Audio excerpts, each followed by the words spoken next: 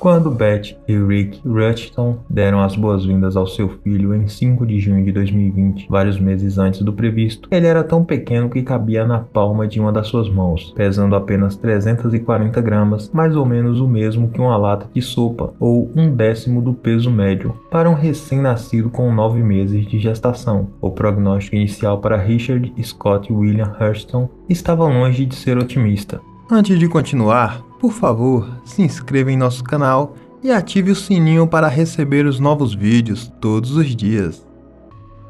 Na verdade, depois que ele foi transferido pela primeira vez para a unidade de cuidados intensivos neonatais no Children's Minnesota, em um hospital infantil, os médicos sentiram o dever de preparar seus pais para o pior. Apesar do parto estar previsto para 13 de outubro de 2020, Beth teve complicações médicas e entrou em trabalho de parto inesperadamente, quase 4 meses antes desta data. Após uma intensa discussão com os médicos, foi acordado um plano para realizar o parto e depois fazer tudo o que fosse possível para ajudar Richard. Richard nasceu em uma idade gestacional de 21 semanas e 2 dias, o que o torna 131 dias prematuro. Mas mesmo com todos os prognósticos negativos, 5 de junho de 2021 marcou seu primeiro aniversário. Um marco para qualquer criança, mas para nenhuma mais do que para o bebê milagre Richard. O Guinness World Records também aproveitou esse marco para reconhecê-lo oficialmente como o bebê mais prematuro a sobreviver. Richard passou seu primeiro aniversário em casa com seus pais e outros parentes. Tanto Beth quanto Rick vêm de famílias grandes. Eles também têm 3 cães com quem Richard aparentemente adora passear. Sem dúvida foi um ano difícil para a família Rushton, além de toda a preocupação e estresses naturais por saber que as chances do filho eram pequenas. A pandemia de Covid-19